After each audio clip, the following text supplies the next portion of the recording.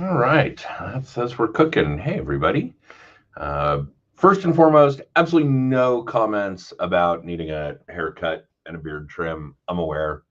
Thank you very much.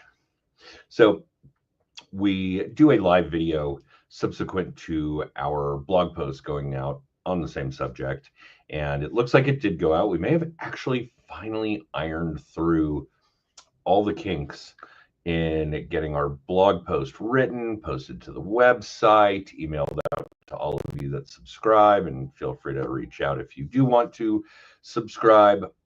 And then, of course, getting to this video. So before I go down this rabbit hole, thank you to everyone who helped contribute the content to this particular subject because it was really fascinating. I've really spent a lot more time, probably in the last year than ever in the course of a 25-year career, looking at things from an inspector's eyes, a home inspector's eyes.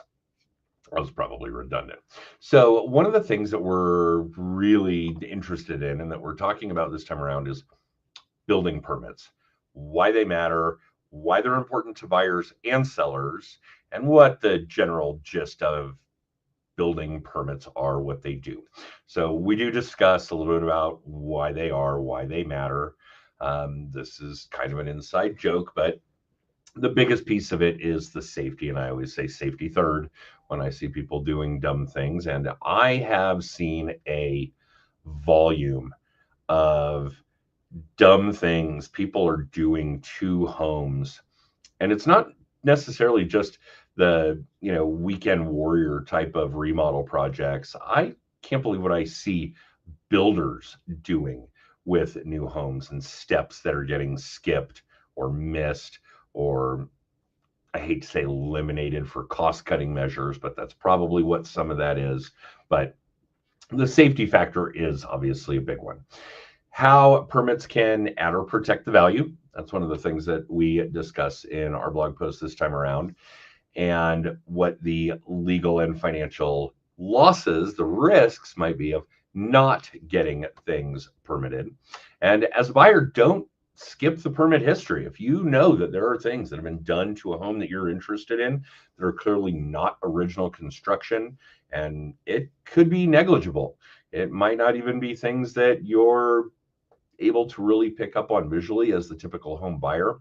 Another good reason that you need a good real estate agent who will likely refer you to a good home inspector, or you need to know a good home inspector. That's really a piece of this puzzle when it comes to whether or not the property, the collateral, I almost said, which is my role in the lending, that it's been modified. If it's been modified to the point where it would need to have had a permit pulled, that's something that you really need to know because that's something that's going to impact the value. And in fact, I have a client working on a property right now. He's going to buy it at a significant discount because while there was some amazing work done, I think it was a basement finish, permits weren't pulled. Nothing for plumbing, nothing for wiring, nothing for any of it. And as a result, he's getting a pretty significant discount on the house, bigger than you would think. Okay. How that works with your homeowner's insurance. If there is work that was done to your home, you did it, previous owner did it, it wasn't done to code, it wasn't done with permits, and let's say it was electrical, and that non-permitted work results in a fire, you might not be able to get your insurance to cover it. That's kind of a big deal.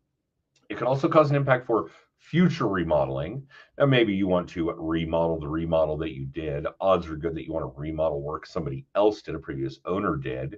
And whether or not permits were pulled, permits were used is going to have an impact on that. So there's also a list of the renovations that usually do require a permit. It's not all inclusive. We just use the top answers that we got from everybody we talked to. Electrical work, plumbing work, new additions, fencing, particularly if outside of zoning limitations, siding, windows, HVAC. That's an interesting one because you wouldn't think just replacing that air conditioning unit outside your house would be a big deal. It could be.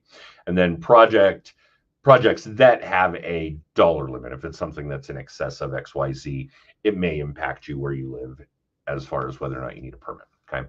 They're worth the effort. No question about it. That's really, I guess, the nuts and bolts of it. For the details, go check out the blog post, or if you're on our subscription list, it's in your email as of this morning. And that's really about it this time around, although it's a good amount of content and it's really, really valuable. I'm really grateful to everybody who participated in getting us the information. Thank you again. And I have learned so much recently about homes, construction, permitting, and things that you wouldn't necessarily think of, but get overlooked a lot. So that's it. Hopefully you guys are getting something out of the blogs that we're writing, out of the videos that we're doing, and we'll see you guys next time.